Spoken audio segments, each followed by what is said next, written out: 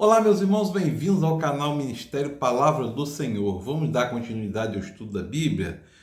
Livro de Ezequiel, capítulo 42 ao capítulo 48, os últimos capítulos do livro de Ezequiel. No capítulo anterior, a gente viu lá a orientação para a reconstrução do templo, né? Todas aquelas medidas, e todas aquelas medidas têm um significado especial, não são lançadas aleatoriamente, mas têm um significado. A gente vai ver no capítulo 42, ainda falando sobre o templo, o quarto dos sacerdotes. Depois disso, o homem conduziu-me para o lado norte. Ele está falando do homem aqui, falando do espírito, né, ou do administrador, né? Para o lado norte, para o pátio externo, levou-me aos quartos opostos ao pátio do templo e o muro externo do lado norte. O prédio, cuja porta dava para o norte, tinha 50 metros de comprimento e 25 centímetros de largura. Tanto na seção que ficava a 10 metros de distância do pátio interno, quanto na seção oposta ao piso do pátio externo. Havia uma galeria em frente, a outra nos 3 andares. Em frente dos quartos havia uma passagem interna com 5 metros de largura e 50 metros de comprimento. E a gente vai ver e vai entender algumas coisas com relação a esse quarto, né? Depois o homem me disse: os quartos do norte e do sul que dão para o pátio do templo são os quartos em que os sacerdotes que se aproximam do Senhor comerão e guardarão ofertas santíssimas, isto é, ofertas de cereais, as ofertas pelo pecado e as ofertas pela culpa, pois o local é santo. Então você vê aqui está essa visão de Ezequiel, é uma forma também de restauração da ordem do culto, uma restauração, uma orientação para a restauração do culto, uma restauração teológica também, né? E a oferta continua sendo incessantemente, dia após dia, ano após ano, porque a oferta de cereal, de bode, está escrito lá, não pode salvar ninguém, nem pode nos livrar da condenação do pecado. Então são sempre lembrados. E aí, a gente vai ver, no capítulo 43, que a glória vai retornar ao templo. Não é que a glória retorna ao templo, isso é uma coisa... além de ser significativa, simbólica também. Então o homem levou-me até a porta que dava para o leste e vi a glória do Deus de Israel que vinha do lado leste. Sua voz era como de um rugido de águas avançando e a terra refugia com sua glória. Aqui está vendo dizendo o esplendor de Deus, né? A visão que tive era como aquela que eu tivera quando veio destruir a cidade e como eu tivera junto ao rio Quebar. A gente olhando aqui que a sua terra refugia com sua glória e sua voz era como um rugido de águas avançando, a gente se recorda lá no Êxodo, o Moisés observando a sarça ardente que não se consumia pelo fogo, né? A glória de Deus estava ali, né? E aí vem falando aqui: enquanto o homem estava ao meu lado, ouvi alguém falando comigo dentro do templo. Ele disse: filho do homem, este é o lugar do meu trono e o lugar para sol dos meus pés. Aqui viverei para sempre entre os israelitas. A nação de Israel jamais contaminará o meu nome, nem os israelitas, nem seus reis, mediante a sua prostituição e ídolos sem vida de seus reis e em seus santuários nos montes. A gente vai entender uma coisa: o rei só tinha uma lei, a lei do rei. Qual era a lei do rei? Guardar justamente a lei dada por Deus. E eles descumpriram isso. Quando eles puseram a soleira perto da minha soleira e seus batentes junto aos meus batentes, com apenas uma parede fazendo separação entre mim e eles, contaminaram meu santo nome com suas práticas repugnantes. Por isso eu os destruí na minha ira. Agora que afastem de mim a sua prostituição e os ídolos sem vida de seus reis, e eu verei entre eles para sempre. Isso é uma condição. Tem que afastar e tem que se arrepender. Está escrito lá: eu me deixarei encontrar como buscar de todo o coração, né? E a gente vai ver que interessante quando ele fala: o Espírito pôs-me, o Espírito pôs-me de pé, com a presença de Deus ficando mais próxima, a função do anjo, que era de orientar, foi assumida pelo Espírito de Deus. E Ezequiel, tudo aqui, Ezequiel foi transportado pelo Espírito para dentro do pátio interno, mas não para dentro do templo. Tudo aqui é uma ação do Espírito Santo, né? E aí vem na frente aqui falando das medidas do altar. Estas são as medidas do altar pela medida longa, isto é, de meio metro, sua calha tem meio metro de profundidade, meio metro de largura, com uma aba de 1 palmo em torno da beirada. Esta é a altura do altar. Desde a calha no chão até essa aliança inferior, e tem 1 metro de altura e 1 metro de largura. E a gente vai vendo todo o cuidado. Isso tudo tem um propósito. Isso tudo tem um propósito teológico e um propósito de Deus, né? Então, o maior propósito aqui não é uma questão de matemática, de medidas, é a obediência, tá? Assim como Noé construiu a arca com aquele monte de côvados, com aquele monte de medidas, orientado por Deus, o grande Deus que fez orientou Noé em toda aquela construção, e ele obedeceu de forma categórica, construindo tudo aquilo ali. Assim é aqui, né?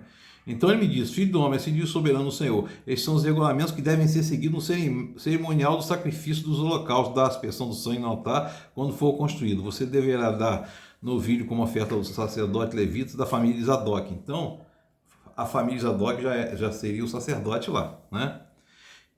Que se aproximam para ministrar diante de mim, palavra soberana do Senhor. Você colocará um pouco de sangue nas 4 pontas do altar, e as 4 pontas aqui se equivale aos 4 cantos da terra, ou seja, equivale a questão do alcance. Os 4 cantos é um alcance total, global, né? Assim purificará o altar e fará propiciação por ele. Você queimará o novilho para oferta pelo pecado no lugar determinado da área do templo fora do santuário. No segundo dia você oferecerá um bode sem defeito como oferta pelo pecado, e o altar será purificado com o novilho.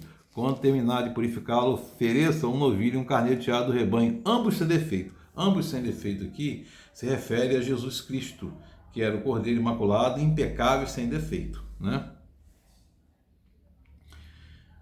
Os sacerdotes deverão pôr sal sobre eles e sacrificá-los como holocausto. Interessante colocar sal aqui, porque o sal serve para temperar, e Jesus fala que para que serve, se o sal perder o sabor, para que serve, né? Bem interessante isso. E aí vai falar do príncipe dos levitas, né, e dos sacerdotes. Depois trouxe-me de volta para a porta externa do santuário, que dava para o lado leste, e ela estava trancada. O Senhor me disse: essa porta deverá permanecer trancada, não deverá ser aberta, ninguém poderá entrar nela, deve permanecer trancada, porque o Senhor, o Deus de Israel, entrou por ela. O príncipe é o único que poderá entrar e sentar ali para comer na presença do Senhor. Ele entrará pelo pórtico da entrada e sairá pelo mesmo caminho. E aqui a gente vê aqui uma noção de um governo sendo estabelecido como um príncipe, né? E também estabelecendo já aqui as questões do culto, né? A ordem do culto, a ordem da adoração, né? O culto não pode ser de qualquer maneira, né? Tem todo um ritual a cumprir, porque eles estavam diante do Senhor. Então o homem levou-me até a frente do templo, passando pela porta, olhei e vi a glória do Senhor enchendo o templo do Senhor, e prostei-me em terra.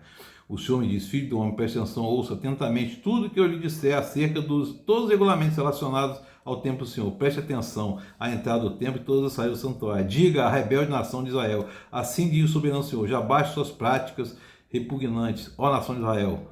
Além de todas as suas outras práticas, vocês trouxeram estrangeiros circuncisos no coração e na carne para dentro do santuário, profanando meu templo, enquanto me ofereciam comida, gordura e sangue. E assim vocês romperam a minha aliança. Então Deus está dizendo categoricamente ali que rompeu a aliança, né?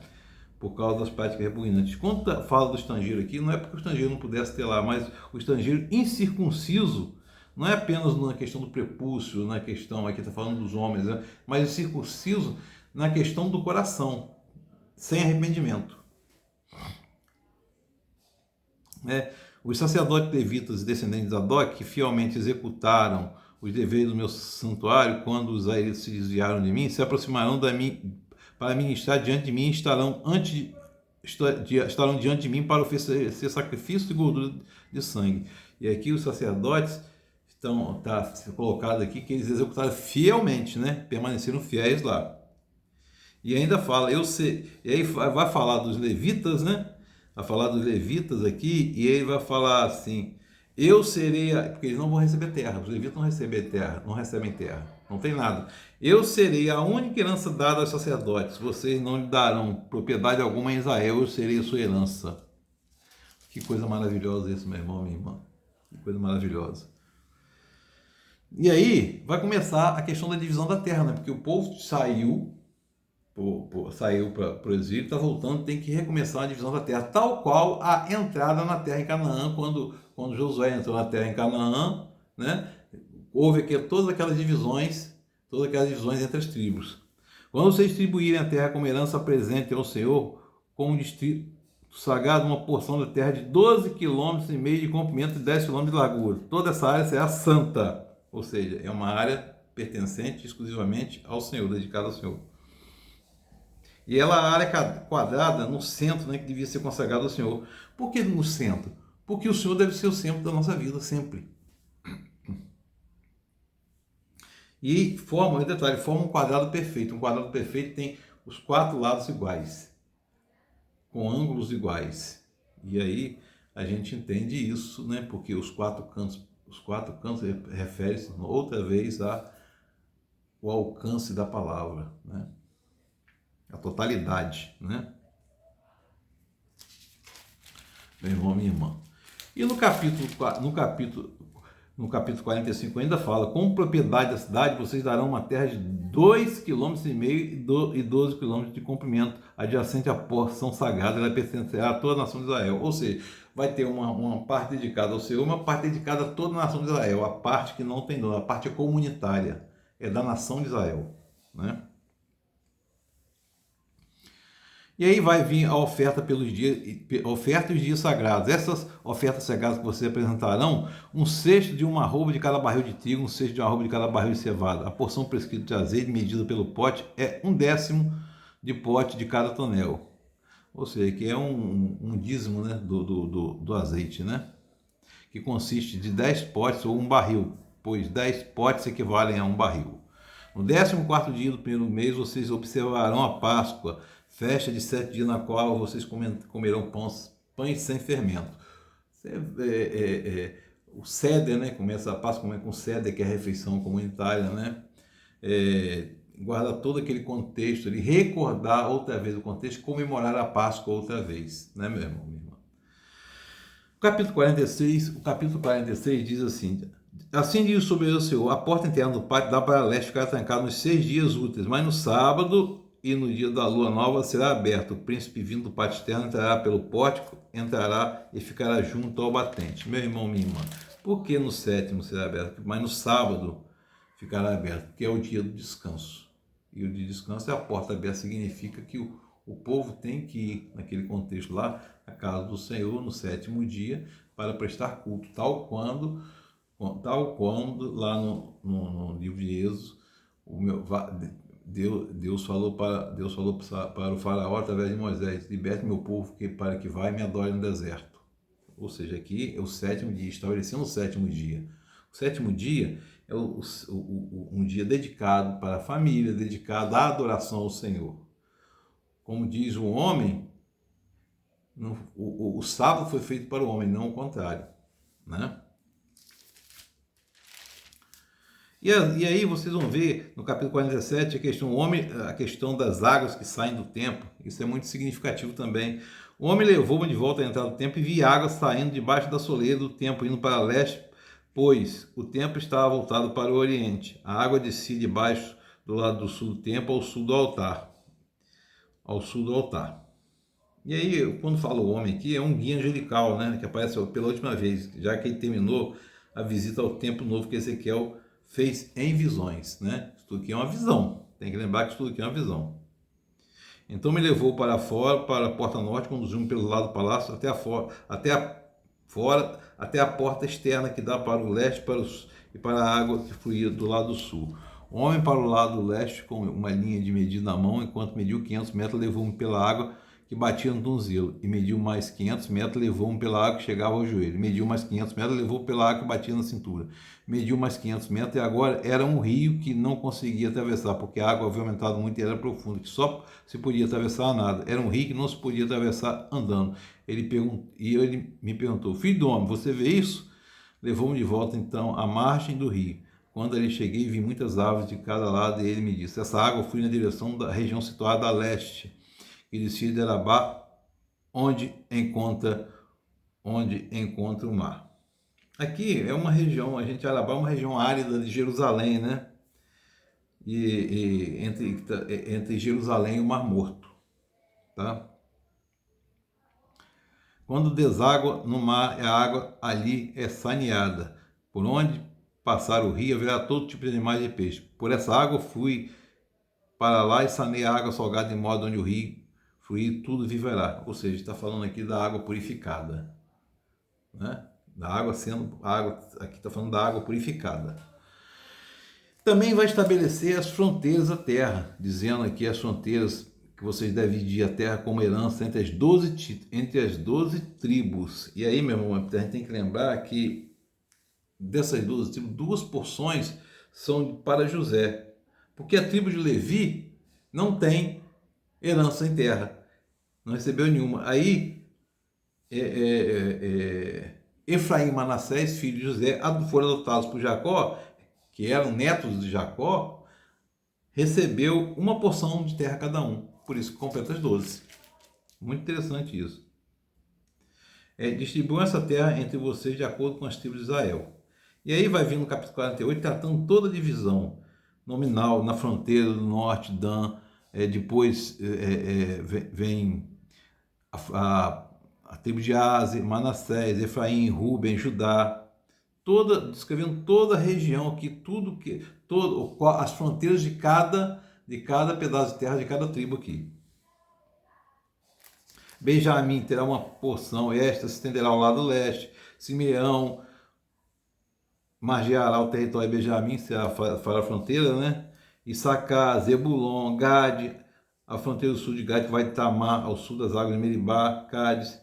E aí as portas da cidade, vem tratando das portas da cidade. Estas serão as saídas da cidade, começando pelo lado norte, tem 12.550 metros de comprimento. E você vai perceber que a distância total será de 9 quilômetros. E daquele momento em diante, o nome desta cidade será: o Senhor está aqui. Essa, meu irmão, minha irmã, é a grande palavra decisiva a respeito da cidade de Jerusalém, que em hebraico é Yerushalim, né? Que é Jerusalém em hebraico, né? Então, meu irmão, a gente está vendo aqui, Ezequiel, a visão da reconstrução do templo, a visão da reconstrução da cidade. E a gente vai ver mais na frente a reconstrução do muro, a reconstrução da teologia, né? Do muro, da reconstrução da teologia, tudo vai seguindo um processo, né? O próximo livro que a gente vai estudar vai ser o profeta Daniel, rico, cheio de simbologia e cheio de escatologia. Que o Espírito Santo de Deus esteja sobre nós, entendendo que o Senhor faz tudo com um propósito. O Senhor tem um propósito para nós, é nos salvar. As ferramentas que Ele usa estão sempre na nossa frente. Pode ser de um sofrimento, pode ser de uma palavra, mas a gente tem em mente que o Senhor é o soberano. Deus nos abençoe. Amém.